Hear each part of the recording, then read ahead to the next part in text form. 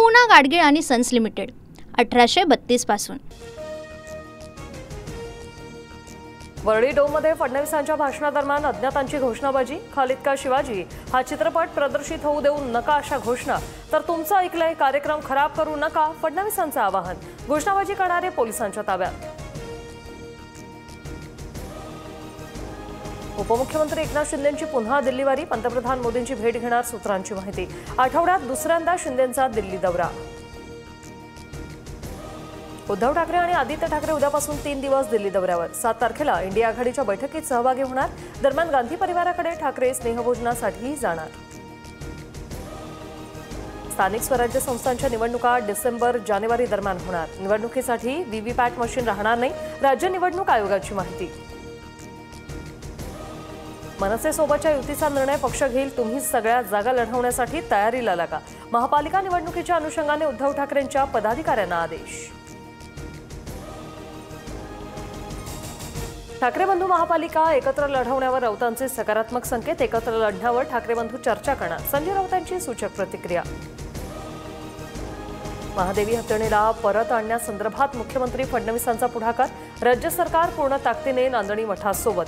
हत्तीणीची निगा राखण्यासाठी डॉक्टरांचं पथक तयार करणार, मुख्यमंत्र्यांकडून स्पष्ट। महादेवी हत्तीणीसाठी महाराष्ट्र सरकार सर्वोच्च न्यायालयात पक्षकार होणार। नांदणी मठानं याचिका दाखल करावी, सोबत सरकारही ही याचिका दाखल करेल। मुख्यमंत्री फडणवीसांच्या उपस्थितीतील बैठकीत निर्णय। कबूतरखाना अचानक बंद करणं योग्य नाही, गरज पडल्यास कोर्टात जाणार, मुख्यमंत्री फडणवीसांची भूमिका। पर्यायी व्यवस्था होईपर्यंत कबूतरांना नियंत्रित खाद्यपुरवठा सुरू ठेवण्याचे निर्देश। शिवसेनेचा बाप मीच या वक्तव्यावरून भाजप आमदार परिणय फुकेंची दिलगिरी। कुणाला दुखावण्याचा माझा हेतू नव्हता, माझ्या विधानाचा विपर्यास करण्यात आला, फुकेंचं स्पष्टीकरण। नागपुरात मनसेच्या पदाधिकाऱ्यांकडून येस बँक कर्मचाऱ्याला मारहाण। एका ग्राहकाचा जेसीबी ताब्यात घेऊन बँकेनं परस्पर लिलाव केल्याचा आरोप। मनसैनिकांनी बँकेच्या नावाच्या पाटीला काळं फासलं। वाढवण बंदर ते समृद्धी महामार्ग भरवीरपर्यंत जोडणाऱ्या फ्रेट कॉरिडॉरला मंजुरी। प्रकल्प आणखी आणि भूसंपादन प्रक्रिया राबवण्यास मान्यता। महाराष्ट्र स्टार्टअप उद्योजकता आणि नाविन्यता धोरणाला मंजुरी। स्वयंरोजगारासाठी तरुणांना 5 ते 10 लाख रुपयांचं कर्ज मिळणार, मंत्रिमंडळ बैठकीत निर्णय। आयटीआय किंवा कोणाही पदवीधराला याचा लाभ घेता येणार। सर्वधर्म समभाव, नपुंसकपणा, नीचपणा, संभाजी भिडेंचं पुन्हा वादग्रस्त वक्तव्य। तर एक दिवस भगव्या झेंड्याचा 15 ऑगस्ट साजरा केला जाईल, भिडेंचा दावा। आधी भाजप प्रवक्त्या, आता मुंबई उच्च न्यायालयाच्या न्यायाधीश। आरती साठेंच्या नेमणुकीनंतर वाद, जनतेला न्याय कसा मिळणार, आमदार रोहित पवारांचा सवाल।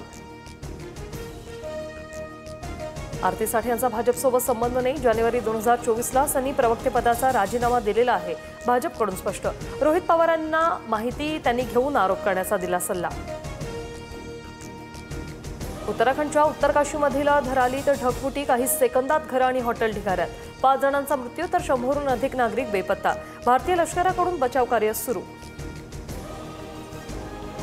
उत्तराखंडमधील ढगफुटीचा पंतप्रधान मोदींसह गृहमंत्री अमित शहांकडून आढावा। मुख्यमंत्री पुष्करसिंह धामींकडून घटनेची माहिती घेतली। दुर्घटनेत प्रभावित झालेल्या लोकांप्रती माझ्या संवेदना, मोदींचं ट्विट।